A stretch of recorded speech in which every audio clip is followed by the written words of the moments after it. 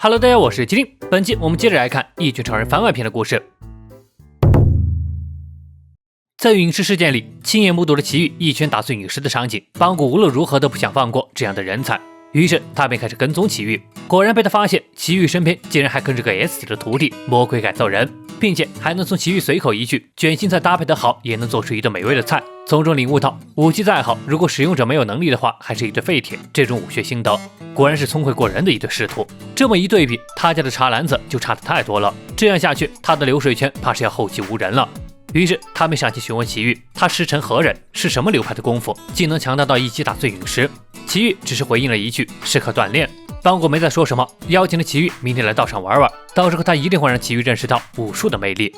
可结果第二天，奇遇压根就没去道场，邦古又开始了尾随。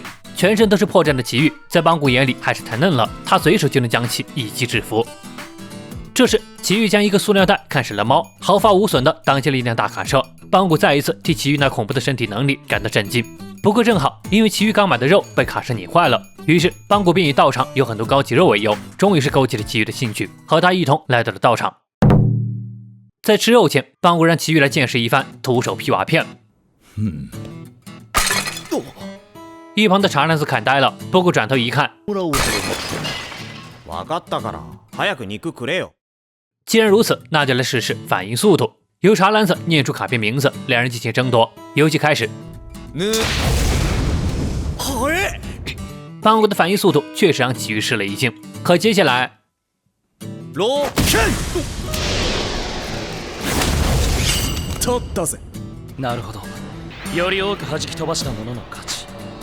而杰诺斯似乎也明白了游戏规则，就准备大展拳脚。为了保住道场不被拆掉，邦古只好拿出了最后的绝招，道场从古至今留下来的锻炼方法。有两人确定谁先出招，一般靠剪刀石头布决定，最后赢的一方就能发起攻击，另一方则防守。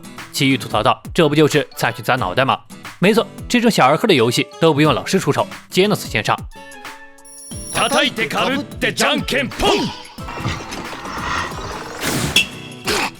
差点头都给敲秃了。奇遇来了兴致，换下了懵逼的杰诺斯。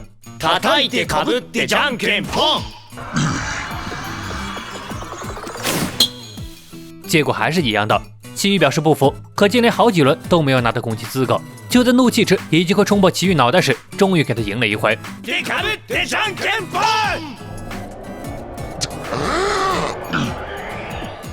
在奇遇还没拿起锤子时，邦古就早早戴上了头盔，不禁怀念起从前那充满活力的道场。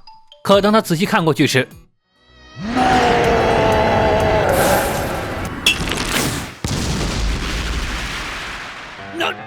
なんてパワーじゃ。ずりーぞ、避けるのありかよ。玩到这里，输赢已经不重要了，保住小命最重要。不过通过这些练习，看得出来奇遇有在享受比赛的乐趣，这便是武术的魅力。说着便邀请奇遇来道场修炼修炼，收到的回应却是他一点都不想呢，倒是还想再玩玩刚才的游戏。杰诺斯表示这次换他来做奇遇老师的对手。自从上一次败给奇遇后，索尼克就一直做噩梦。被他的声音给吸引过来的猎人关切地问道：“他一直在梦里喊着奇遇，所以那个叫奇遇的到底是什么怪物？”在索尼克眼里，奇遇并不是什么怪物，他自认为在实力上他并不输于奇遇，只是运气差了点。可在脑海里演练了无数次，他仍是想象不到要怎么赢过那家伙。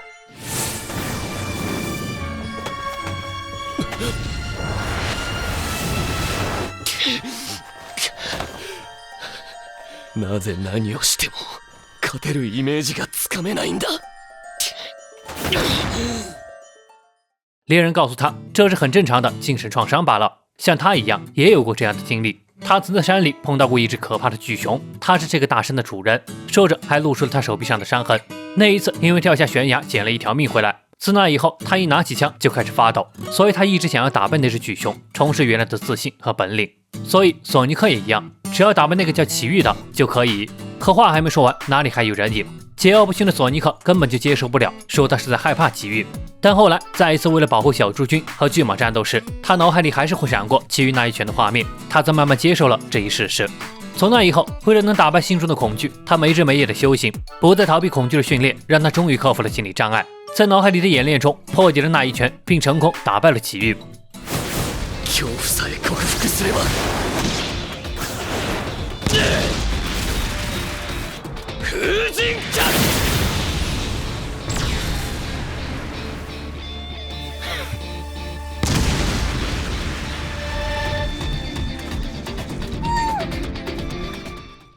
就这样，索尼克和猎人告别，便出发去找奇遇报仇了。而他前脚刚走，猎人一边就遭到了巨熊的袭击。为了克服心中的恐惧，猎人坚定地举起了枪。可谁知道关键时刻没子弹了。就在这危急时刻，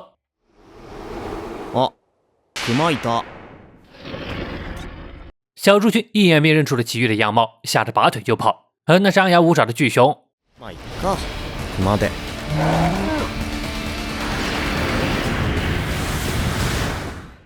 变成了一顿美美的熊肉火锅。而奇遇并不知道，此刻城市的上空，索尼克正寻找着他的身影。在小巷子里，吹雪带领手下的吹雪组又打败了一只实力不俗的怪人。只要继续这样下去，他吹雪组一定会名扬天下的。可结果第二天的报纸上压根就没有提到过他们吹雪组，全都是深海王被打败的劲爆消息。更令他不爽的是，他那 S 级的姐姐龙雪什么也不看，也受到人们的关注。心情不悦的他搭上了去往 Z 市郊区的列车，准備去散散心。而正巧去城里替奇遇买完螃蟹回来的杰诺斯也是这趟列车。あいつは確か B 級1位地獄の吹雪、自ら組織する吹雪組を率いて、一体なぜ？花粉症か？这时，杰诺斯突然收到了英雄协会打来的电话，告诉他们乘坐的这趟列车被名为炸弹魔的悬赏犯安装了炸弹，一旦列车到站就将引爆炸弹。杰诺斯不愧是 S 级英雄，行事果断，让吹雪疏散乘客，他去想办法逼停列车。吹雪用超能力一个个将红脑的乘客送下了车，而这其中还有一名妹子也是英雄，虽然只是 C 级，但那表示炸弹就由他来负责找出来。杰诺斯一边跳到了列车前边，使出了浑身解数，才发现列车的限速器也被冻了手脚，根本就停不下来。まさかモーターのリミッターまで解除していたとは。ターミナルまで推定あと40秒。その前に止めてみせる。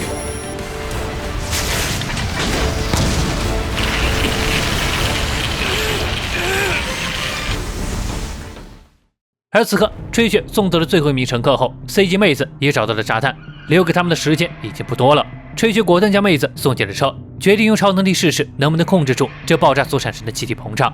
可连他自己也不相信他能做到这样的地步。就在这千钧一发间，基诺斯被一股力量扔到天上，吹雪也被送进了车。只见整辆列车都飞到了空中。吹雪不用想都知道，能做到这种地步的人，只有他姐姐龙卷了。